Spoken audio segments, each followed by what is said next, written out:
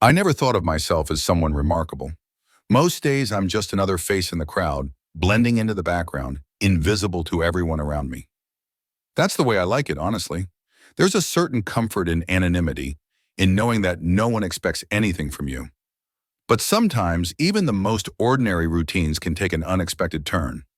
It started on a Tuesday morning, just like any other. The subway was packed, the air thick with the smell of coffee and damp coats. I stood near the door, headphones in, eyes fixed on the floor, counting the seconds until my stop. That's when I saw her for the first time. She was standing across from me, clutching a worn leather bag, her hair pulled back in a loose ponytail. There was nothing extraordinary about her, really. She looked tired, maybe a little distracted, like everyone else on that train. But then, as the train lurched forward, she glanced up and our eyes met for a split second. She smiled, just a small, polite smile, the kind you give a stranger when you accidentally make eye contact. It should have meant nothing, but for some reason, that smile stuck with me. All day I found myself thinking about it, replaying that moment in my head. I told myself it was nothing, just a random encounter. But the next morning, I found myself looking for her in the crowd, and there she was, standing in almost the exact same spot, her bag slung over her shoulder, headphones in her ears. I watched as she scrolled through her phone, oblivious to the world around her. I wondered what she was listening to, what she was reading, what her voice sounded like. I started to notice the little things, the way she tucked her hair behind her ear, the way she shifted her weight from foot to foot when the train stopped. Every morning after that, I made sure to catch the same train, to stand in the same car, just to see her. It became a ritual, something I looked forward to. I started to feel like I knew her, even though we'd never spoken. I convinced myself that she recognized me too, that maybe she was looking for me in the crowd, just like I was looking for her. One morning, the train was more crowded than usual. I ended up standing right next to her, so close I could smell her shampoo, something floral and clean. My heart was pounding in my chest, and I tried to act casual, staring at the map above the door, pretending not to notice her. But then she shifted, her arm brushing against mine, and for a moment I felt a jolt of electricity run through me. She didn't say anything, didn't even look at me, but I was sure she felt it too. I started to imagine what it would be like to talk to her, to sit across from her in a quiet cafe, to make her laugh. I built entire conversations in my head, rehearsing what I would say if I ever got the chance. Days turned into weeks, and my obsession grew. I started to notice patterns in her routine. The days she wore her hair down, the mornings she seemed rushed, the rare occasions when she wasn't there at all. On those days, I felt a strange emptiness, like something important was missing. I began to wonder where she went after she got off the train. Did she work nearby? Did she have friends waiting for her, a boyfriend, a family? The more I thought about it, the more I wanted to know. It wasn't enough to just see her in the mornings anymore. I needed to understand her, to be a part of her world. One Friday, I made a decision. When she got off at her usual stop, I followed her. I kept my distance, careful not to get too close, blending in with the crowd. She walked quickly, weaving through the throngs of commuters, never looking back. I watched as she ducked into a coffee shop, ordered something to go, and disappeared down a side street. I stood outside the shop for a long time, my mind racing. I knew what I was doing was wrong, but I couldn't stop myself. I told myself I was just curious, that I wasn't hurting anyone, but deep down I knew I was crossing a line. That night I couldn't sleep. Every time I closed my eyes, I saw her face, heard the echo of her laughter in my mind. I started to worry that she'd noticed me, that she'd seen me following her. I told myself I would stop, that I would go back to just watching her from afar. But the next morning, I was back on the train, searching for her in the crowd. As the days went by, I became more careful. I changed up my routine, took different trains, stood in different cars, always watching, always waiting. I started to notice other people watching her too, a man in a suit, a woman with a red scarf. I wondered if they saw what I saw, if they felt the same pull. Sometimes I caught her looking around, her eyes scanning the crowd with a hint of unease. I wondered if she was looking for me, if she remembered that smile, that brief moment of connection. I wanted to believe she did. One morning as the train pulled into her stop, she hesitated before getting off. She glanced over her shoulder, her eyes meeting mine for just a moment. There was something different in her expression, something wary, almost fearful. My heart sank. Had I gone too far? Had she finally noticed me?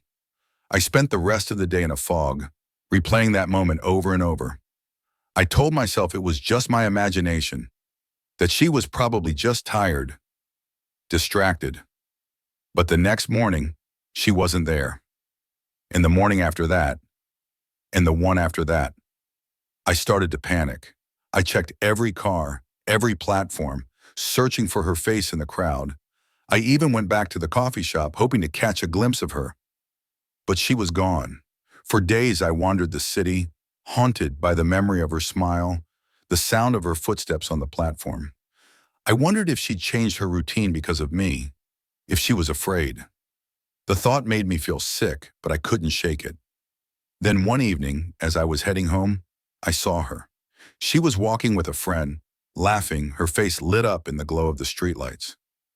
She looked happy, carefree, as if nothing had ever happened. I stood in the shadows watching her, feeling a strange mix of relief and regret. I realized then that I'd never really known her at all. Everything I built up in my mind was just a fantasy, a story I'd told myself to fill the emptiness. She was a stranger, and I was just another face in the crowd. But even now, as I sit here, I can't help but wonder what might have been if I'd just said hello that first morning. Maybe things would have been different. Or maybe some things are better left as passing moments. A smile on a crowded train, a fleeting connection that never becomes anything more. After that night, I tried to convince myself to let go. I told myself it was for the best, that I'd only imagine a connection that was never really there. But the city felt emptier than before. Every morning, I still found myself glancing at the faces on the train, searching for her out of habit. I wondered if she ever thought about me, if she remembered that brief moment when our eyes met, or if I'd simply faded into the blur of her daily routine. Sometimes I caught myself retracing her steps in my mind, replaying every detail I could remember.